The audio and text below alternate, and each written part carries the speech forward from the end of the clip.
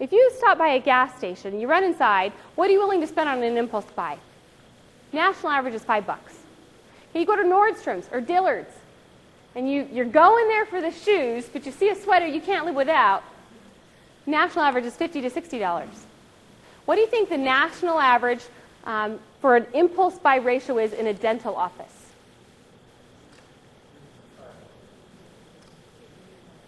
Okay, wide range. It's actually $300 to $500. And that surprises a lot of people. It really does. That's why same-day preventive services work, because it fits very comfortably in that impulse buy ratio.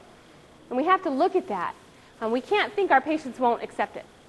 Our patients will never want to pay for fluoride, because that's the first thing we're going to talk about today is fluoride. And so the reason they accept it is because we're helping to build value for these services. If they understand what's in it for them, they're going to do it. Okay, a lot of them will. And all of it comes down to what? Communication skills. So let's talk about adult fluoride. What we find is many of us don't offer fluoride to adults. And the reason is insurance doesn't cover it. We're going to talk about that. Now, those of you in the room that are doing adult fluoride, that's fantastic. We're going to talk about how you can get more patients to say yes. Okay, so even those of you that have heard this before, that have implemented it, we're going to talk about what strategies you can use to have even more patients moving forward and accepting adult fluoride. Okay? Fluoride benefits. First, before we can actually recommend fluoride, we have to talk about what's in it for them, right? So we have to know what the benefits are. So we're going to spend a few moments just talking about the newest research.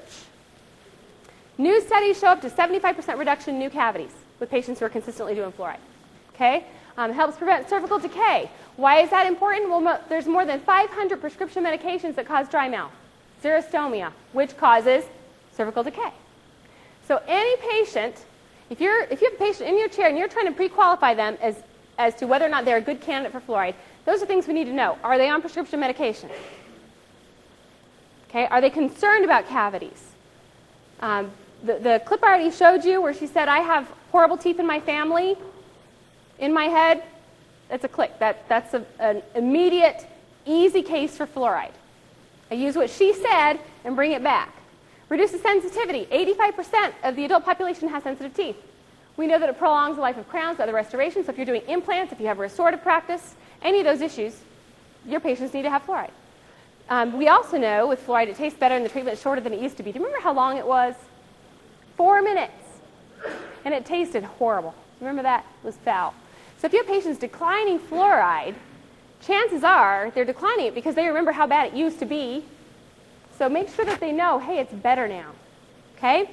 Right when we were filling in for the meeting, one of these lovely ladies, this is Dr. Scott Schumann's team here in the front. You guys will get to know them very well by the end of the weekend. Okay? Probably on a first-name basis with these people up here in the front. But Nicole said something, and I don't know if she's going to be the one talking about it, but what did you say to me right when we got here? I said our fluoride acceptance is out of control. Fluoride acceptance is out of control. Okay, now where do you guys practice? Ohio, yeah. Right? Ohio. I have other practices in Ohio that say, again, the economy has hit us very, very hard. We've had a low production month. Well, right in the same state, we got somebody who's saying our fluoride acceptance is out of control. And the reason is, there's no geographical variation. It's how things are presented. Okay? And what did you say? What's your percentage of acceptance? 90 to 100. 90 to 100% of their patients are doing fluoride. Okay, so those of you that are doing fluoride but aren't having good success with it, I have another office that I'm working with right now.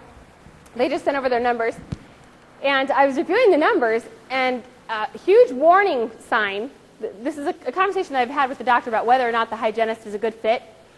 Huge warning sign. She did 2 adult fluorides in all of last month. What does that tell you? Not on board. Oh, I missed that one. They only saw 2 adults. They only saw 2 adults, Charlie says. Okay?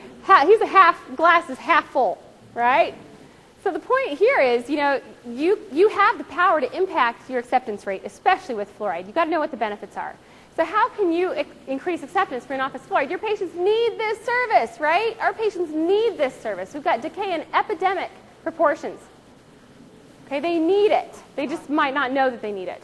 So you've got to identify patients who need fluoride. And everybody on this list fits the bill, right? Those of you that are having crazy acceptance rates, I mean, chances are when you're looking at that patient, you're trying to define which category they're in. Okay? Patients who need fluoride, soda drinkers, high decay, xerostomia, or there's so many different patients who need it. So you've got to identify who they are. Okay, more patients will say yes if you use these very simple techniques. New research shows those three words are very, very effective for offices who have not offered fluoride consistently over the years. If you're just starting to offer fluoride to adults, use those words. New research shows. That way you don't have to explain away why you haven't done it up until now. Okay, this is why I think you should have it done today. Personal benefits. Good news, bad news. Bad news is your insurance isn't going to help you. The good news is it's not going to break the bank. It's only $25. It's only $29. It's only $35. It's less than half a tank of gas. Put into perspective, how much money are we really talking about? We're talking about an investment now that can save them up to 75% fewer cavities. How much money are we really talking about? Not very much. Keep in mind, fluoride varnish can be done and billed out sometimes to insurance under the code 9910. Application of a desensitizing medicament. The more you believe in the benefits of fluoride, the more patients will accept this service. Just 80% acceptance for fluoride can impact hygiene production by more than $34,000 a year per hygienist. Just 80% acceptance. Can you see how all the little things can add up to make a big difference at the end of the day? Okay? So, more patients will say yes.